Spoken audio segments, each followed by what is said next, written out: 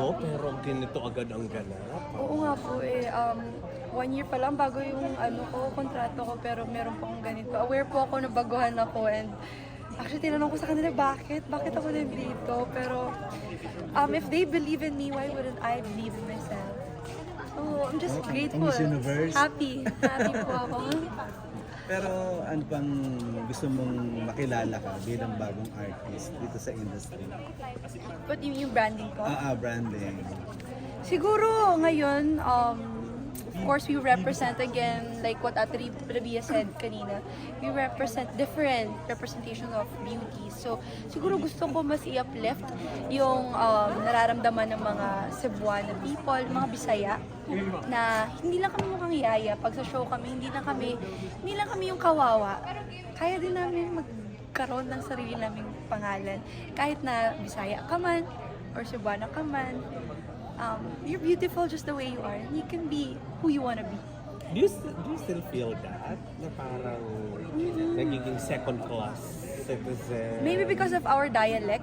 Sometimes our Tagalog is not straight. So we are criticized by Tagalog people. Yung siguro hindi nawawala, naririnig ko pa rin ngayon na ay yung Bisaya niya, ay yung Tagalog niya, hindi straight. Pero pinag-aaralan na, pag-aaralan naman yun. Pero ngayon, I'm a proud Cebuana and to be able to stand here with 9 different women and I represent Bantayan Island, Cebu, the province, diba? So, Maraming cute na bag. totoo yan. Joke lang. Totoo yan. So, diba, it's time for a change. And I'm very happy na one of the people na starting that change. Correct. Ano, pero di ba parang before you were somehow compared to my mind and all. Ikaw ba feeling mo nakawala ka na doon sa ganung comparison? Actually, chinat po ako ni Ate Maymay. Chinat niya ako kasi marami din nagtatag sa kanya sa mga videos ko. Nung una po nung chinat niya ako, hindi ko makapaniwala na dumadating sa kanya yung mga ginagawa kong TikTok videos and sinasabi niya lang niya, huwag kong isipin yung sinasabi ng iba kasi as Bisaya herself, she knows na pagdaanan niya rin ng pagdadaanan ko ngayon. And I'm just so happy na Queen supports Queen. So, parang ngayon, happy po ako. Parang yung kay Ate Maymay, I'm honored to be compared to her kasi marami din siyang pinagdaanan. I respect her craft and yung pinagdaanan niya sa industry, I respect it. I'm just happy na nakikita niya pala ako. Then, so, Pero hindi mo pa siya namimit personally? hindi pa. Sana soon. Sa social media lang po talaga kami nagkakaano. Pero working with her soon? Is it okay? I would love to. Siguro ang saya noon, mga Bisaya, no? Nako, ibang-iba yun. Sana, in the future. Kasi wala namang network war eh. Yeah. So, Wala na. siguro pwede naman kami natin. Pero ikaw ba? Like, pero currently parang di ba you're being paired for a love team? Love team. I would love to kung meron, kung may available. Pero I also believe na I can stand alone as an artist.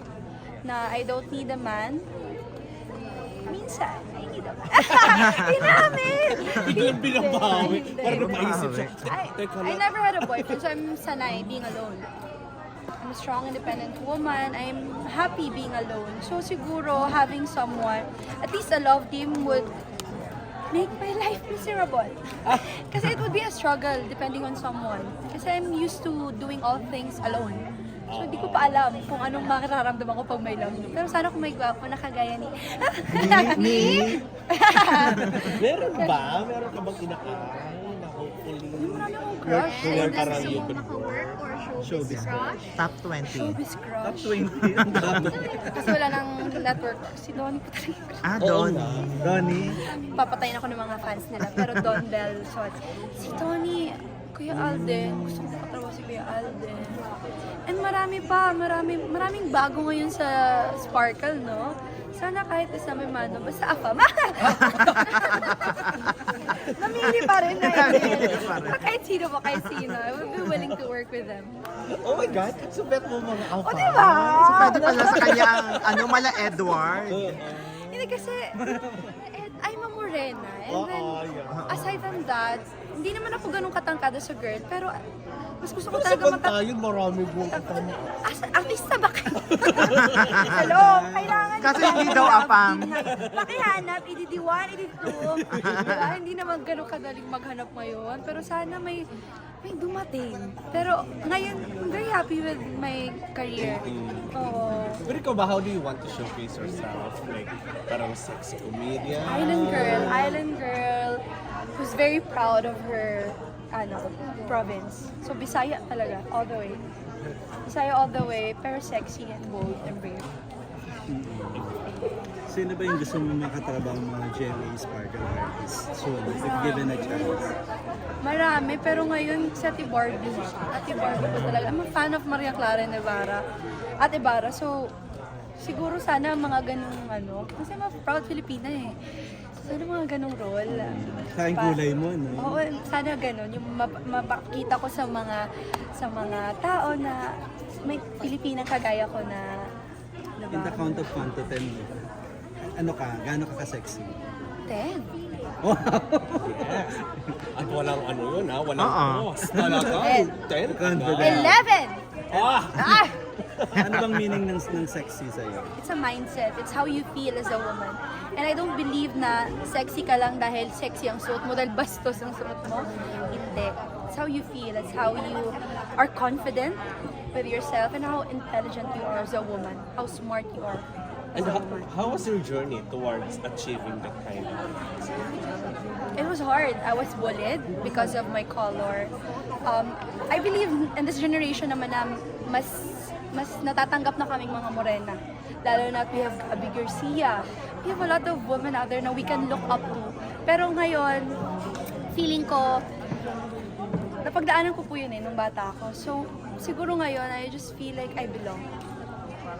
Hindi na yung mas napagdaanan yun, of course, yung bullying, yung paghihirap, yung struggle ko as morena nga ako, Bisaya, Negra, gano'n. Napagdaanan ko po yun, pero what's important is, ito po ako ngayon, and I'm proud, and I'm confident with who I am, and I can share it to other people, young women out there. The way you answer, kasi pang beauty queen, may bala ka bang sumali? height requirement. Oo. O, tara na! May sample ba ng rampa? Ay, anytime, Fighting spirit mo. if I'm ready po, I believe right now I'm still not ready. Pero in the future, let's see. Wala namang age limit daw. So what is Oo your nga, message parang- to the young Cebuanos or aspiring Cebuanos like you na gusto din mag-artist?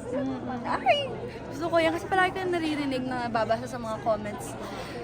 Huwag kayong matakot maging Magtanong. iba. Huwag kayong maging matakot na i-judge ng mga tao. Sa mga Bisaya, dira nga nagtanaw karon, gwapa mo. Ayaw mo kahadlok ipakita kay og Bisaya ka, gwapa ka. Bisaya ka, paglaban ginani mo. Walang laban lang mga Bisaya. Anong project niyo? Kasabot, trabaho. Oy, kasabot ba yun? Gwapag yun sad ka. Project po, Sangre, part of Sangre. Sangre. Ah, wow. Unang hirit po araw-araw.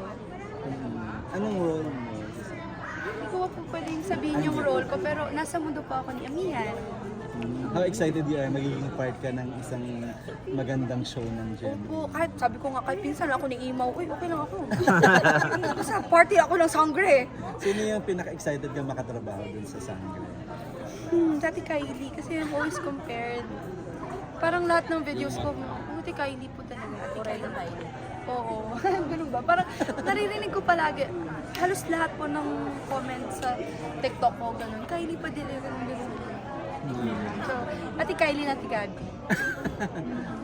Beauty queen ka ba ng bata? Before po ako naging artista,